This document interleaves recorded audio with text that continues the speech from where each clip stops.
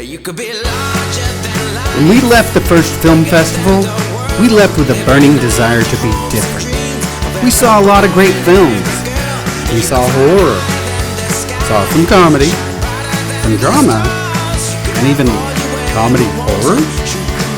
But what we didn't find were any heroes.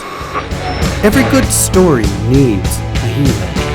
Someone who shocks us, someone who creates emotions, someone who forces us to reject the status quo and helps us to accept a new reality. But more importantly, they should give us hope. My name is Tom Parr. Daughter's name is Jackie. She has autism. Her mother and I were not together when she had previously been to daycare. She was out in East Texas. When she was about 8 through 12, she went to daycare. When she turned 12, there was a very big issue because the state wouldn't allow her to. Her mom applied 7 different times to even get the daycare to extend, and the daycare wanted to keep Jackie. Jackie's great, whatever, but the state won't allow it. The Clubhouse for Special Needs is different because it's a community first and foremost. At the Clubhouse, they make sure that they're enjoying themselves, they're learning something, they learn activities, they do things, they socialize. They're not sitting in front of a TV turning into a vegetable. I believe, as Darlene says, it's about socialization, not vegetation. So many people don't understand sometimes how difficult it is when you have a special needs kid. You want to give them the world, but if there's no other support system there, there's nothing you can do. You have to do it yourself. My name is Kent Hopkins, and I'm the Chief Financial Officer, and one of the founders of the Clubhouse 10 years ago. We run on a very thin cash cushion. I mean, there are some months when some of us board members have to loan the Clubhouse money just to make the salary or make the mortgage payment. And so immediate need really is to build up more of a reserve so that we have at least 2 or 3 months worth of operating expenses in the bank, so we don't have to worry about whether we're going to be able to pay the staff or make the payments and things like that.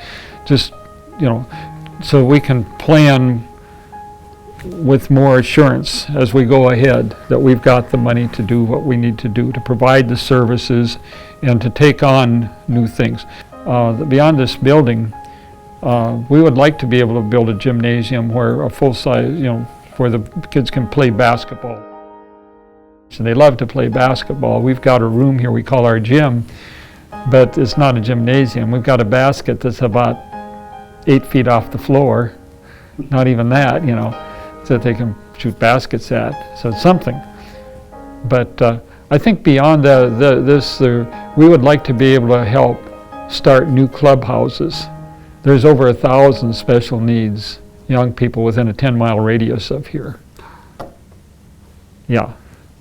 My name is Dr. Jeff Marler. I'm a developmental learning specialist, and I'm the owner-operator of Aspire Interventions. We brought Marielle home when she was 14 months old from Russia, my wife and I, and she is now 17. My daughter has Williams syndrome.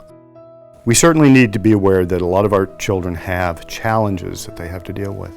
But I remember interviewing a 22-year-old man who had Williams syndrome, and he said, I can tell you any story I've ever heard. I can usually tell you if somebody's telling me the truth. And I can tell you what it feels like to have Williams syndrome and to be what people call mentally retarded. But I'm called Williams syndrome, and I'm said to have a disability. So when I visit with parents of people I work with, when I visit with parents here, the issue is my child has some learning challenges. But my child learns, and my child can do very well, and she has something that she needs to do, and she finds it here at the Clubhouse. Hi, my name is Stephanie Bolton. We live in Arlington. Chris was diagnosed moderate to severe autism, and he was diagnosed about 2 or 3. We found out about the Clubhouse about his senior year of school because he's getting ready to graduate, and we didn't know where he was going to go. But we knew we wanted him to be somewhere safe and to still have that social interaction, because Chris is definitely a people person. He likes to be around people, he likes to schedule, he doesn't want to be stuck at the house. So they gave us this flyer and gave us a list, and so we went and checked out a few places, and so that's how we found out about the Clubhouse. We went and visited a few places, and I did not feel very good about them at all. So it was very refreshing when I came here to the clubhouse and I saw someone with a nice smile waiting at the front desk. I said, oh, this is nice. Okay, I like it.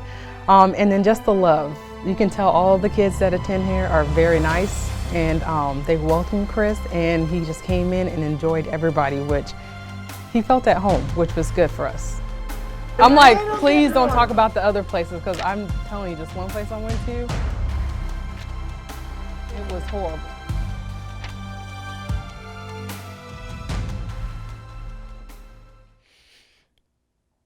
My name's Abby. I'm 26 years old, even though I don't look it. My name is Abby, with the A-B-B-Y, not A-B-I-E, or A-B-B-I, A-B-B-Y. You know, I didn't think that this would be so hard. The reason that they had it, the reason that they have the clubhouse is because Jonathan, well, not the main reason, but I guess it's the main reason. But the actual story behind it is Jonathan asked his mom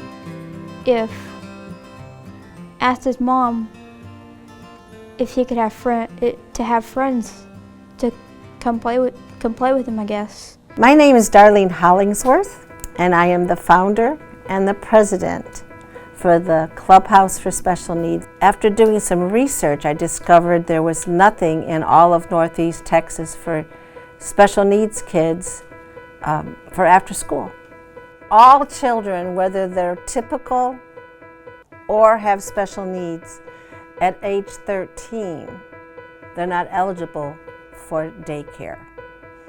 A typical kid can stay home sometimes by themselves. The parent of a special needs child can't leave their young person home by themselves, but the parent still has to go to work. So what does a parent do when they have a special needs? They certainly don't quit their jobs. Then I continue that research to see if it's possible to start a program just for kids who, when they turn 13 and they're in the school system, there would be a place for them to be, so mom and dad don't have to quit their jobs. I kind of call that age group, 13 to 22, the forgotten age, because there are programs for elementary ed, which is their daycare, and there are programs for the young adult and adults that have special needs.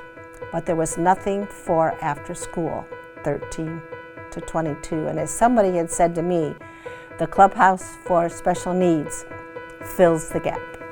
Not too many people would do that. I don't know too many people who would quit their job, sacrifice their livelihood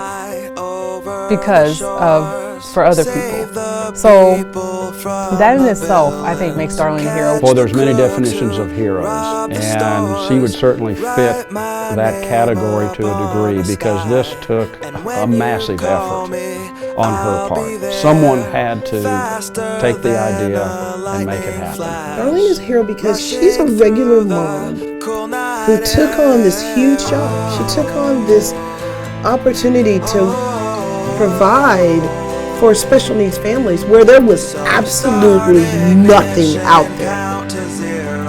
At the end, we found something we never expected. A woman, a mother, a leader.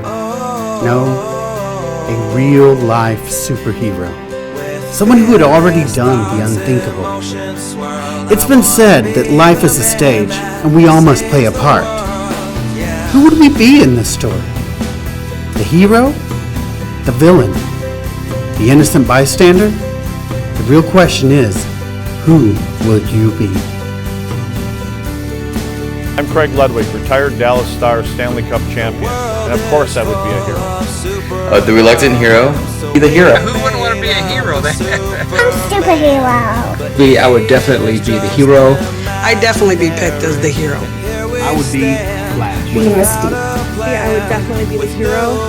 As a hero. You're a Wonder Woman. Professor Xavier. I would be Superman from Captain America.